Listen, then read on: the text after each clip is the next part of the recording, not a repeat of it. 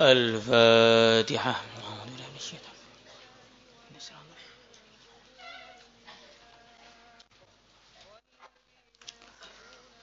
الفاتحة.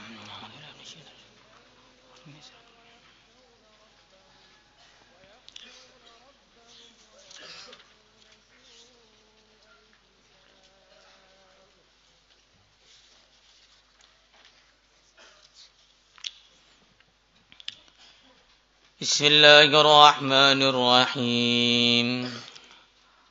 ومن يسلم وجهه إلى الله وهو محسن فقد استمسك بالعروة الوثقى وإلى الله عاقبة الأمور.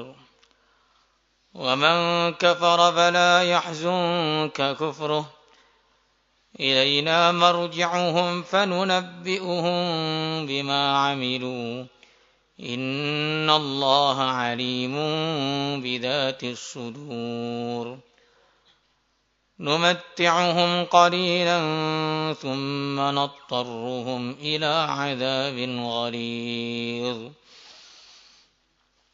Waman dan barang siapa Yuslim dia menyerahkan nafsahu dirinya, wajahu dirinya, ilallahi kepada Allah, wa huwa sedangkan dia muhsinun orang yang berbuat baik, faqad istamsaka sungguh dia telah berpegangan bil urwatil wuthqa dengan tali yang begitu kuat. Wa ilallahi hanya kepada Allah akibatul umur akhir dari semua urusan. Wa man kafara dan barang siapa kufur, fala yahzunka janganlah menyedihkan engkau kufruhu kekufurannya. Ilaina hanya kepada kami, hanya kepada aku Allah, marji'uhum tempat kembali mereka. Fanunabbi'uhum maka aku akan menceritakan kepada mereka bima terhadap apa saja amilu yang mereka kerjakan ketika di dunia. Innallaha sungguhnya Allah alimun maha mengetahui bidatis sudur dengan apa yang ada di dalam dada-dadanya manusia. Numatti'uhum aku memberikan nikmat kepada manusia yang kafir. Numatti'uhum aku memberikan nikmat kepada orang-orang kafir qalilan dalam masa yang sebentar. Tsumma nattarruhum kemudian aku akan memaksa mereka merasakan ila adzabin ghalidz kepada siksa yang keras. Jadi setelah Allah Subhanahu wa taala menceritakan tentang orang-orang yang kufur kepadanya, orang-orang yang mendebat agama Allah. Wa minan nasi man yujadilu fillahi bighairi ilmin wala hudaw wala kitabim munir. Mendebat agama Allah, menganggap agama Allah itu sudah tidak relevan dengan zaman, sudah tidak sesuai, menganggap kitab suci Al-Quran sudah tidak asli, atau menganggap sunnah-sunnah Nabi dari hadis-hadis beliau sallallahu alaihi wasallam itu hanya karangannya para sahabat, atau memerangi pemahaman-pemahaman jumhurnya ulama dalam menafsiri ayat-ayat Allah dan hadis-hadis Nabi. Maka Allah menjelaskan tentang orang-orang yang baik. Maka di Quran itu setiap menceritakan orang buruk selalu diimbangi dengan cerita orang baik. Setiap menceritakan tentang neraka pasti akan diimbangi dengan cerita tentang surga, sehingga menjadikan seorang itu selalu berada dalam posisi khauf dan roja. Ketika ada cerita-cerita orang baik dan hasil-hasil amalan mereka, kita roja, berharap bisa beramal sebagaimana amalan mereka. Jangan sampai niat pun tidak. Karena ada orang-orang yang mendengar cerita-cerita kebaikan itu sama sekali tidak tertarik. Hatinya tidak ada terbesit keinginan untuk mengikuti jejak mereka. Ketika mendengar surga juga tidak tertarik sama sekali. Maka para ulama mengatakan orang yang mendengar cerita surga kemudian tidak tertarik, dikhawatirkan memang dia bukan bagian dari ahli surga. Karena orang itu kalau dia punya hubungan dengan suatu perkara, maka kalau mendengar cerita perkara tersebut dia akan semangat. Seorang pedagang mendengar cerita tentang perdagangan akan semangat. Seorang petani mendengar cerita tentang pertanian akan semangat. Seorang politikus mendengar cerita tentang dunia perpolitikan akan semangat. Seorang ahli surga mendengar cerita surga akan semangat. Maka kalau orang dengar cerita surga terus tidak semangat, harusnya menangis. Apakah memang tidak ada tempat bagi saya di sana? Sehingga saya tidak merasa ada gerakan-gerakan dalam hati saya yang menunjukkan kerinduan. Orang kalau dia orang Sumatera, cerita tentang Sumatera, maka dia akan semangat karena dia ada tempat di sana. Dan seterusnya dan seterusnya. Maka seorang mengatakan, "Faya laitana nadri binarin wa jannatin falaysa lidhi nashtaku aw tilka nahdharu." Idza lam yakun syaukun wala khaufun wala raja famadha yabqa fina minal khairi yudhkaru walasna liharrin sabirina wala bala fakaifa 'alan nirani ya qaumu nasbiru. Alangkah menyedihkannya nasib kami ini. Nadri binarin wa jannatin, tahu surga, tahu neraka. Falaisa bidhi nastaku wala tilka nahdharu. Kepada surga juga enggak tertarik, kepada neraka juga enggak takut. Idza lam yakun syaukun wala haukun wala raja. Kalau orang itu sudah enggak takut dan sudah enggak tertarik, famada yabqa fina minal khairi yudhkaru. Maka kita ini orang apa? Masa masih ngaku orang baik? Padahal ditawari juga enggak tertarik, ditakut-takuti juga enggak takut. Kalau yang nawari adalah orang yang sama sekali tidak mampu memberikan apa yang dia tawarkan. Yang mengancam adalah orang yang sama sekali tidak bisa melaksanakan ancamannya. Anak kecil, umur setahun, baru bisa ngomong, dia bilang, "Saya bunuh kamu." Ya, kita nggak takut, wajar, bayi. Baru latihan ngomong sudah bunuh orang, pikirannya. Atau orang warat sekali, nggak punya apa-apa, tinggalnya masih di bawah jembatan, kemudian nawari gedung tinggi. Mau nggak kamu saya kasih hotel bintang 7? Maka kita wajar kalau tidak tertarik. Karena orang yang menawari nggak akan bisa memberikan tawarannya. Orang yang mengancam nggak akan bisa melaksanakan ancamannya. Nah sekarang ini yang nawari adalah yang memiliki surga dan berkuasa atas segala-galanya. Allah Subhanahu wa ta'ala. Yang menakut-nakuti juga yang sudah menyiapkan segala siksa. Allah Subhanahu wa ta'ala. Kemudian kita kok enggak tertarik dan enggak takut, apakah kita ini pantas sebagai manusia yang beriman? La ilaha illallah. Wa man yuslim wajhahu ilallah. Dan siapa yang menyerahkan dirinya kepada Allah. Maksudnya tunduk total kepada Allah. Semua aturan Allah dia ridho semuanya tanpa ada ingkar, tanpa ada iskal, tanpa ada keraguan-raguan. Sebagaimana dikatakan dalam satu hadis, "Dhaqa ta'mal iman man radiya billahi rabba wa bil islami dina wa bi Muhammadin nabiyya." Orang akan merasakan manisnya iman kalau dia sudah puas mempunyai Tuhan Allah, tidak pengen cari Tuhan yang lain. Puas dengan Islam, tidak tertarik dengan aturan-aturan yang lain. Puas dengan baginda Muhammad sallallahu alaihi wasallam dan tidak pengen cari idola yang lain. Tidak pengen cari pemimpin yang lain, tidak pengen cari panutan yang lain. Inilah namanya menyerahkan diri total kepada Allah. Bukan orang Islam, tetapi dengan Tuhannya pun enggak puas. Ini saya sudah doa berkali-kali. Kok Tuhan tidak pernah mengijabahi? Tuhan ini sebenarnya ada atau tidak?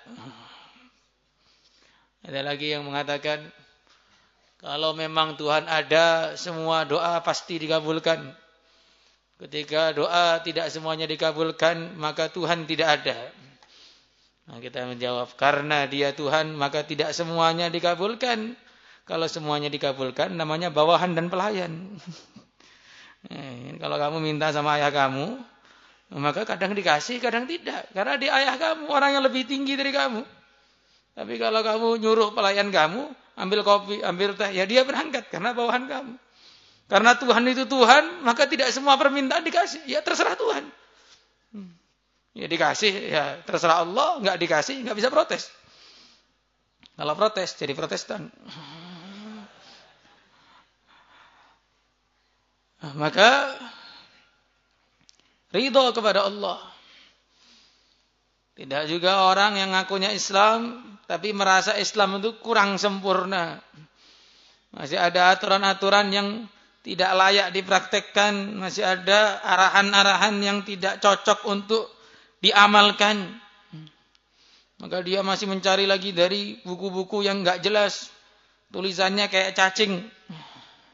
Mau dibaca ini perlu diperbaharui lagi, perlu diteliti lagi, Islam ini kurang benar kayaknya. Atau orang itu ngakunya cinta kepada Nabi sallallahu alaihi wasallam, tapi tidak pernah mengamalkan sunnah Nabi. Bahkan kadang-kadang malu mengamalkan sunnah Nabi. Pakai peci itu malu. Kalau di pondok pakai peci, begitu sampai Mas Pati langsung semua hilang semuanya. Nah, pecinya sak otaknya juga. Nah, makanya namanya belum menyerahkan diri total. Sedangkan kita ini dituntut oleh Allah untuk totalitas. Dan kita diajari setiap salat, inna salati wa nusuki wa mahyaya wa mamati lillah. Sesungguhnya salatku, ibadahku, hidupku, matiku hanya untuk Allah. Jadi kita harus punya kata-kata untuk ridha Allah, apa yang tidak. Sekarang banyak orang ngomong, untuk kamu apa yang tidak. Untuk jabatan apa yang tidak. Untuk ini apa yang tidak. Jarang orang ngomong, untuk ridha Allah apa yang tidak. Padahal semua tadi yang awal tidak ada pahalanya, yang untuk ridha Allah akan beruntung selama-lamanya. Amay yuslim wajhahu ilallah. Dan di sini menjelaskan maknanya wajah itu tidak bisa diartikan wajah hanya wajahnya saja.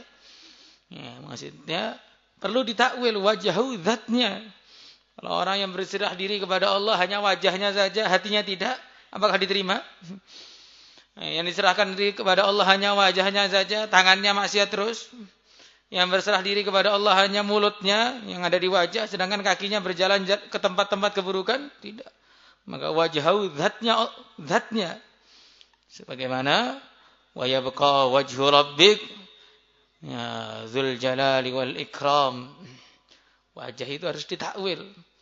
Maka orang itu kalau memahami Al-Qur'an hanya modal terjemahan atau memahami Al-Qur'an hanya modal letterlek, maka nanti dia akan tersesat. Sehingga dia mengatakan, saya sudah yakin 100% tanpa ada keraguan, orang yang di lantai 20 di satu hotel lebih dekat kepada Allah daripada orang yang di lantai 1. Wah, ini nanti orang yang di Gunung Himalaya lebih dekat lagi. Yang naik pesawat lebih dekat lagi. Nanti orang kalau sholatnya di bawah kayak kita ini malah jauh dari Allah jadinya. Harusnya masjid itu jangan di bawah, harus lantai 20 semua biar lebih dekat kepada Allah. Ini kan namanya orang yang sedang ngelamun. Faqad istamsaka bil urwatil wuthqa, sungguhlah dia telah berpegangan dengan tali yang kuat. Dengan tali yang kuat maksudnya agama Islam ini. Kalimat tauhid, tali yang kalau dipegang terus sampai akhir hayat akan menyampaikan kepada surga. Semoga termasuk kita semua. Ada manusia itu, oleh Nabi dikatakan manusia terbagi menjadi 4. Harus diingat-ingat. Faminhum man yuladu mu'minan wa yahya mu'minan wa yamutu mu'minan wa minhum man yuladu kafiran wa yahya kafiran wa yamutu kafiran wa minhum man yuladu mu'minan wa yahya mu'minan wa yamutu kafiran wa minhum man yuladu kafiran wa yahya kafiran wa yamutu mu'mina. Manusia terbagi 4. Ada yang lahir dalam keadaan iman, hidup dalam keadaan iman, mati pun dalam keadaan iman. Semoga termasuk kita semua. Ada yang kedua, hidup lahir dalam keadaan kafir, hidup dalam keadaan kafir, mati pun dalam keadaan kafir. Sudah umum itu, udah umum gitu. Yang ketiga, yang paling berat, lahir dari keluarga orang yang beriman, hidup di kalangan orang-orang beriman, kelihatannya seperti beriman, matinya dalam keadaan tidak beriman. Su'ul khotimah itu bagaimana mengerikannya, bagaimana ruginya. Sebaliknya, ada orang yang begitu beruntung, lahirnya seperti kumpul dengan orang kafir, orang tuanya kafir, hidupnya juga dalam keadaan kafir, menjelang mati, kemudian dia beriman. Tapi nggak boleh dicoba kalau ini. Wah, saya kafir dulu lah sebentar. Nanti menjelang mati baru syahadat lagi, dah langsung bersih dosa-dosa saya. Al-Islamu yajubbuka qabla. Ternyata baru kafir langsung ketabrak truk. Ya, alangkah ruginya orang seperti ini. Makanya nggak boleh dicoba-coba. Allah menguji kita, tapi bukan kita yang menguji Allah. Allah yang menguji hambanya, bukan hamba yang menguji Tuhannya. Wa ilallahi aqibatul umur. Pada akhirnya semua akan kembali kepada Allah. Yang baik juga akan kembali kepada Allah, yang buruk juga akan kembali kepada Allah. Dan semua akan dibalas sesuai dengan amalnya masing-masing. Wa man kafara fala yahzunka kufruh.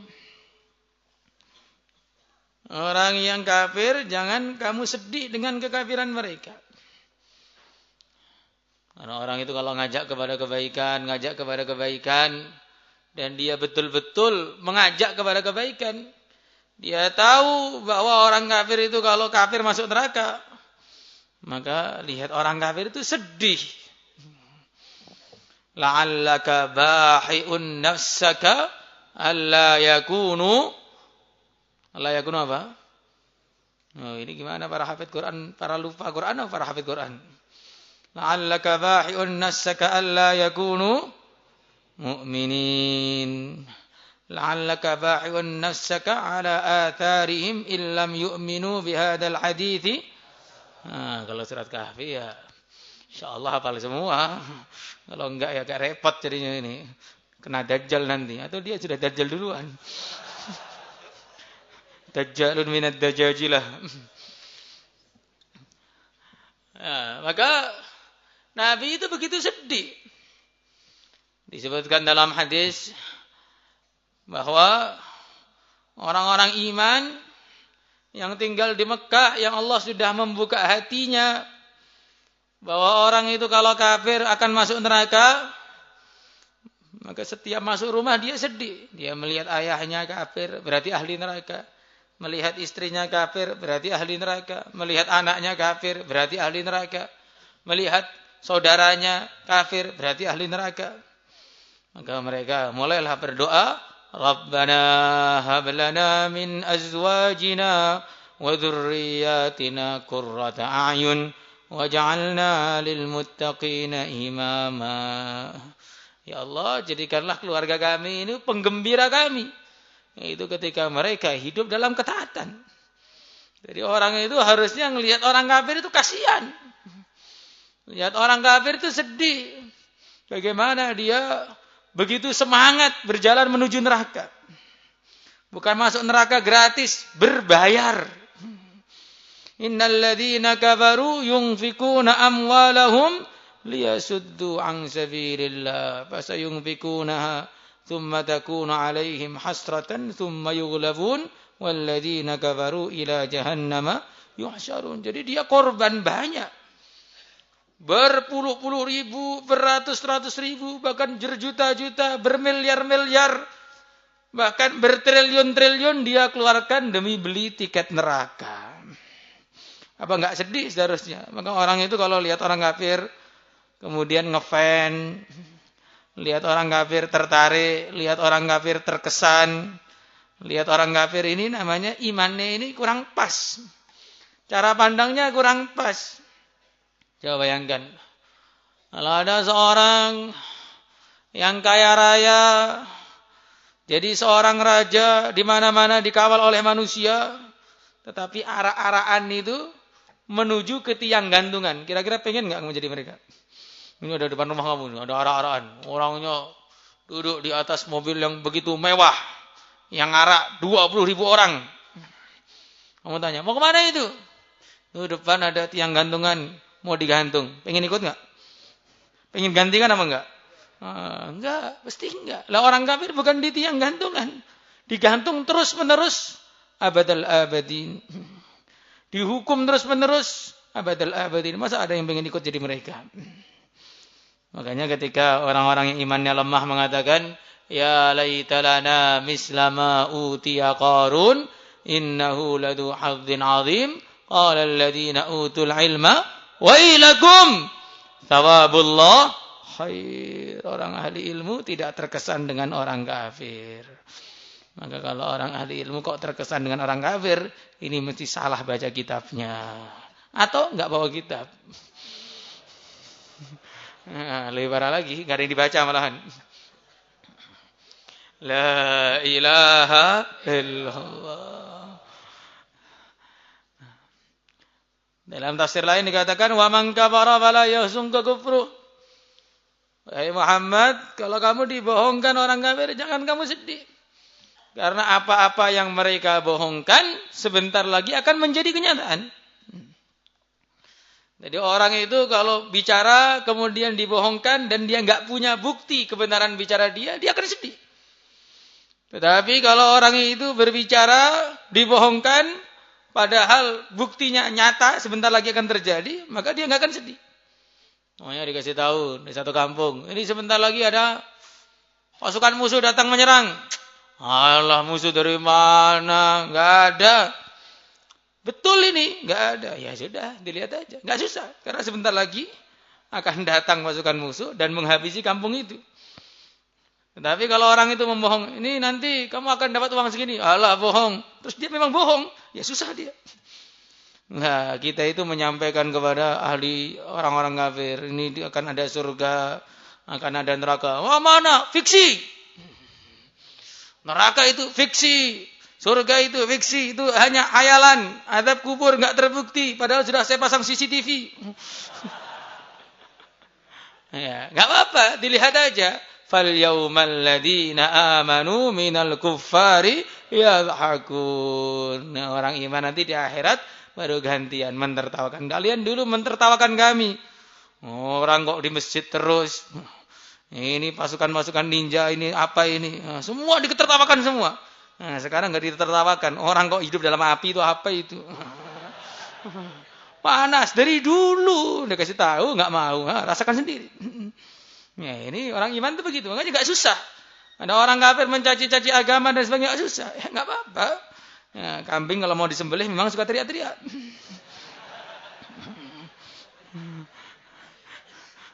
La ilaha illallah. Atau yang mau mati bahkan kalau kambing itu mau mati bukan hanya teriak, nabrak sana nabrak sini. Kemarin Idul Adha itu kan sebagian kambing itu ada yang lepas terus sebelah itu kan. Nabrak sana, nabrak sini. Ya, begitulah orang kafir sekarang. Bunuh sana, bunuh sini, ngebom sana, ngebom sini. Serang sana, serang sini. Oh, ini udah mau ke neraka ya begini ini. Udah mau ke neraka. Numatti'uhum qalilan thumma nattarruhum ila 'adabin ghalidh. Maka baginda Nabi sallallahu alaihi wasallam beliau menjelaskan yu'ta bi an'ami ahli dunya min ahli nar fayusbagu fin nari sabghah fayuqal hal ra'aita min khairin qad qal ma ra'aitu min khairin qad atau kama jaa fil hadis. Orang ahli dunia yang dia hidupnya paling enak, orang kafir yang hidupnya paling enak ketika di dunia, di akhirat dia dipanggil oleh Allah, dimasukkan dalam neraka satu kali aja, satu celupan, masukkan keluarkan lagi. Maka ditanya, hei fulan, pernahkah kamu merasakan enak di dunia? Tidak ya Allah. Jadi enak di dunia 100 tahun itu, masuk neraka 1 detik sudah lupa semua. Seperti orang itu kalau makan yang enak, ada daging apa begitu, semangat makan.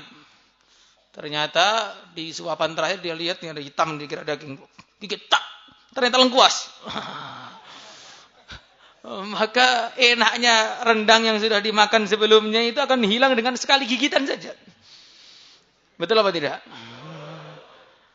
Sebaliknya ada orang kerja dari pagi sampai sore nyangkul ini dan segala macam, ya, dari pagi sampai sore capek sekali. Tiba-tiba datang tuannya, ini hasil kerjamu hari ini, dikasih 100 juta. Hilang semua capeknya gara-gara 100 juta. Mungkin bisa sampai mati seketika bahkan. Saking enaknya mungkin. Karena dulu itu ada orang itu dibeli ya untuk membangun salah satu bagian pondok itu, dibeli anyaman bambunya. Pak, ini saya beli anyaman bambunya. Berapa biji? 200 biji. Hah? Mati. Saking senangnya saya mati. Sudah, ya begitu. Artinya orang itu begitu capeknya, begitu senang, semua capek-capek akan hilang. Sebaliknya orang ngaji, Masya Allah, ngaji, istighosah, hafalan Quran, absen, Masya Allah, selfie lagi. Nanti kalau sudah depan pintu surga, langsung hilang semua capeknya. Disenyumin bidadari, langsung hilang capeknya. Semoga termasuk kita semua. Salatullah